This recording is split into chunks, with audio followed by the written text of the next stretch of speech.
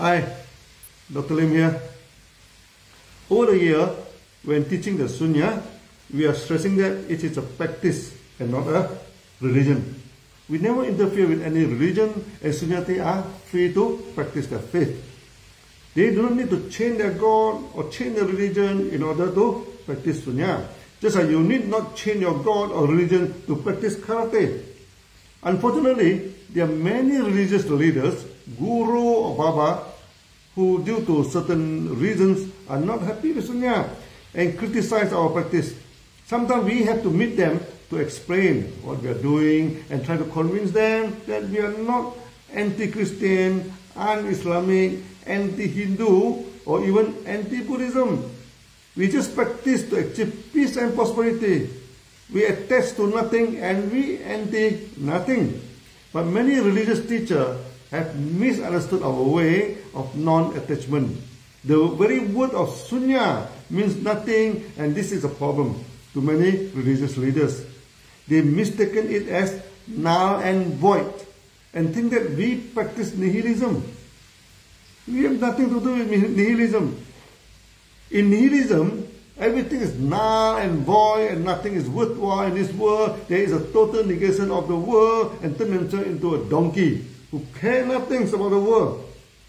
We also have nothing to do with absolutism, where winning material gain is everything. They shout and jump and yell in the streets like a donkey, like a monkey. You just have to win by all means, they said. Or you just enjoy your life and feel relaxed by singing, dancing, and something. Go into a trance state with your eyes roll up, and your head and body shaking, Once again, like a monkey. They stopped being a human being and acted more like a monkey. That is not our practice. Many religious teachers, guru and baba, do not teach their religion according to the holy text. But many times simply pluck something from the air and start teaching. This is very risky and misleads the followers and create a lot of confrontation and even war in the world. Many times when they find your way is different from them, then they point a finger to you and accuse you. By right, we should avoid confrontation with them, but at times they are the one who confront us and accuse the practice of Sunya. Then we do not have any choice but to defend our practice.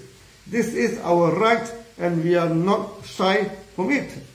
In this video, I'm going to tell you the story of meeting a pastor who was against the practice of Sunya and not happy with the astral traveling, seeing the Naga, the mystical dragon, and meeting the forest monk by Mrs Chong. The pastor wanted to meet me. Chong and his wife are faithful Christians. The pastor is like a kind and loving father to them. The last thing they want was to see a confrontation between the pastor and me and avoid arranging any meeting for the pastor to meet me.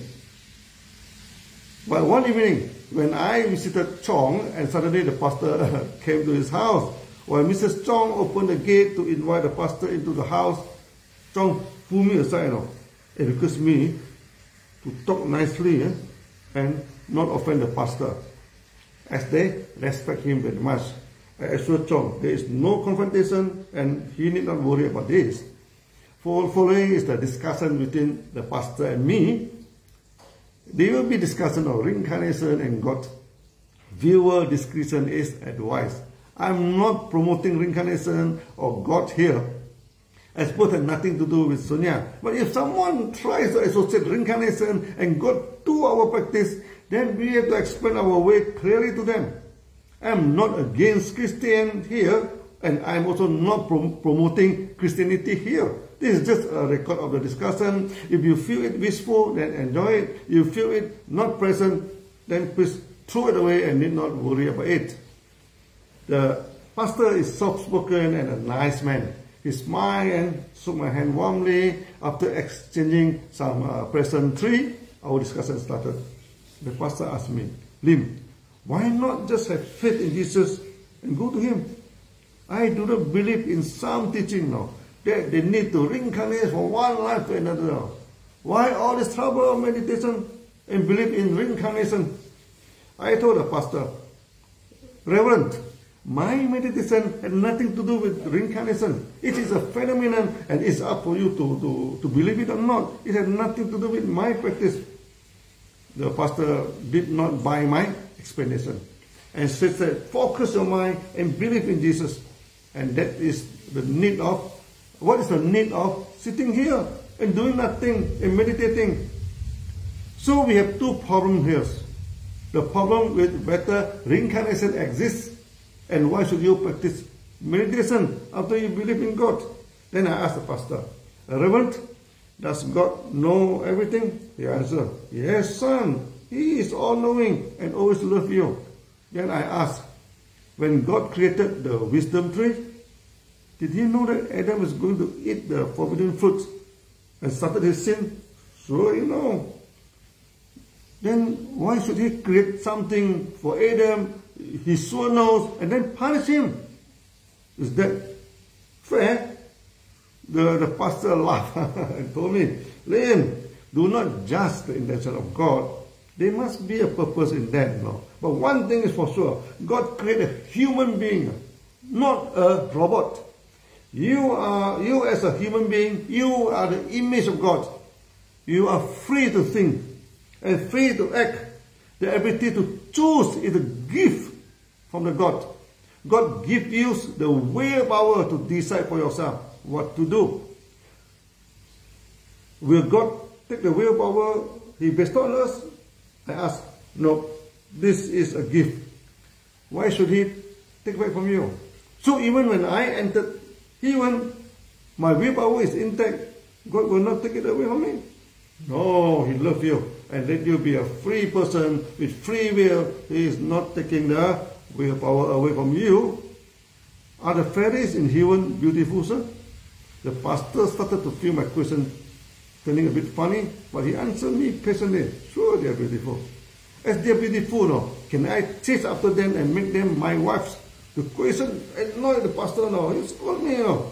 When you are in heaven, God shall cleanse your mind and you will not do such a thing. I asked, why not? I have the willpower, no? And I see the angels very sexy, you know.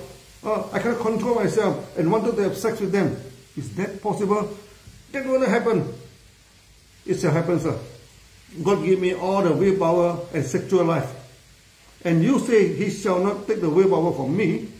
So do you think I can stay in heaven and keep chasing around the angels and ask them to be my wife? Do you think God will allow that? Finally, the pastor agreed with me. God shall not allow such a dirty act to happen in heaven. Then I asked the pastor, I still believe in God and Jesus. Can I continue to stay in heaven? When you believe in Jesus, your mind is cleansed. You shall not do such thing in heaven. Then I point to one serious case in our star. One pastor slept with one lady church member. And who is not his wife? This created such an uproar, and the church took serious discrimination on him. Even a pastor cannot control his urge and commit such an act. What is the guarantee that we do not commit it when in heaven? The pastor tried to convince me this shall not happen in heaven. Then I asked him again, is Satan, the Lucifer, come from heaven? He said, yes.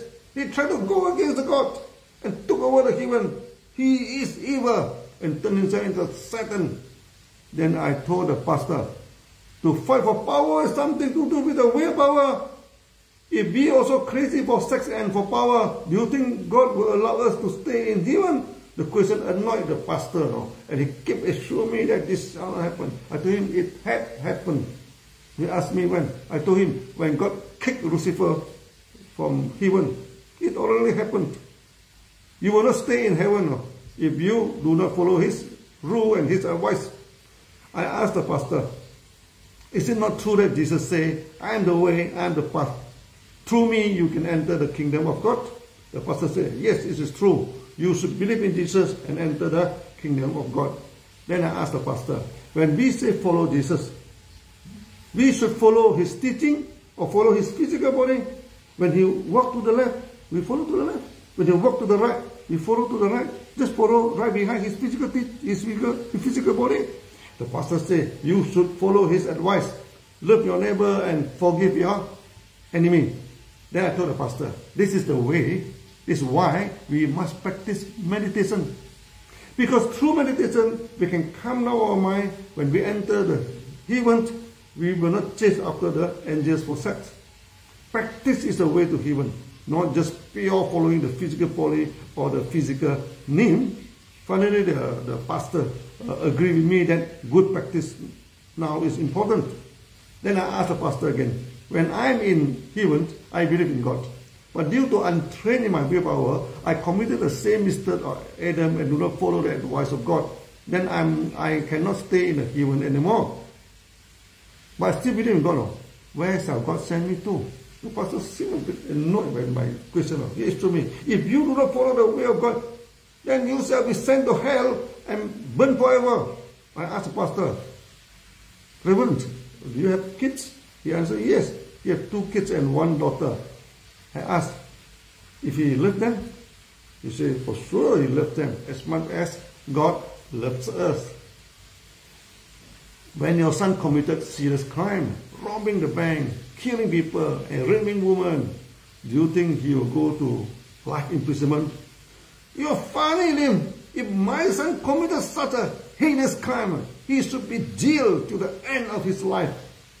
What happens, sir? If your son does not commit serious crime, sometimes he listens to you, sometimes he does not listen to you, and mistakenly people excuse him, false excuse, and he's sentenced for life.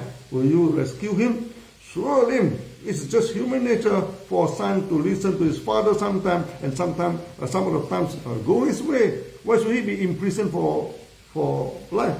That is funny. I will make sure, save him from his jail.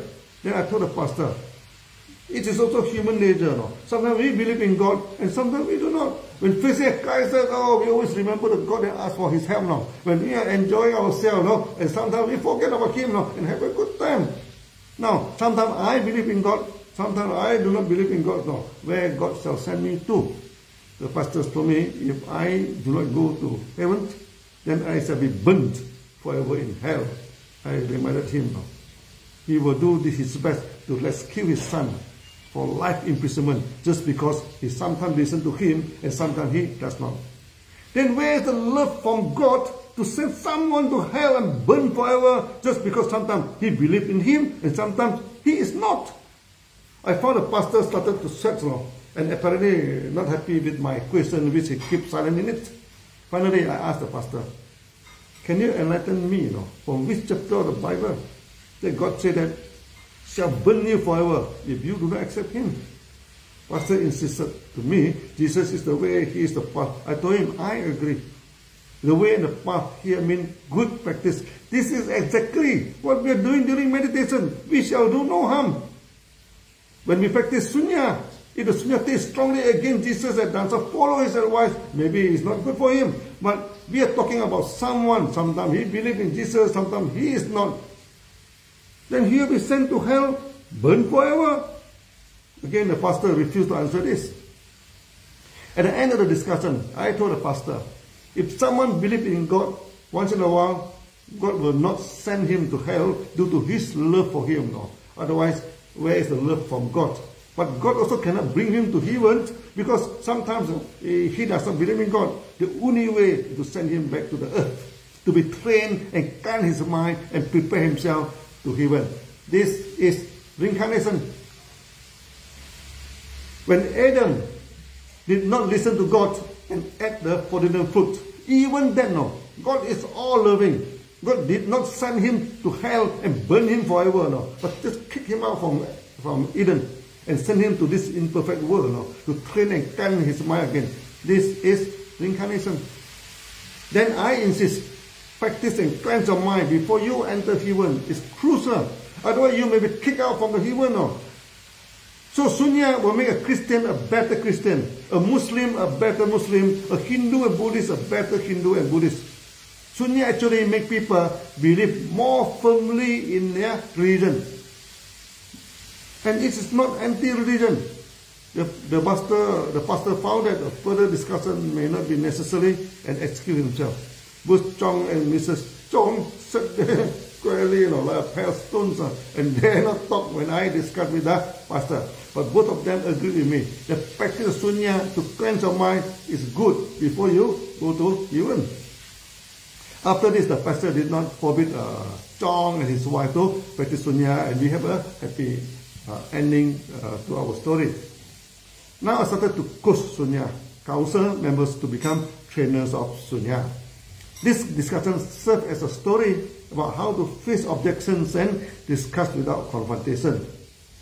The Sunya counsel need to defend Sunya in case there is some misunderstanding on Sunya, and we need to explain it. Before I end this video, I want to stress that in Sunya we do not discuss reincarnation and God. Whether there is reincarnation or no reincarnation, whether there is God or no God, is up to you to believe, and it has nothing to do with the practice. We only touch on the surface when people misunderstood us. See you again. Bye-bye.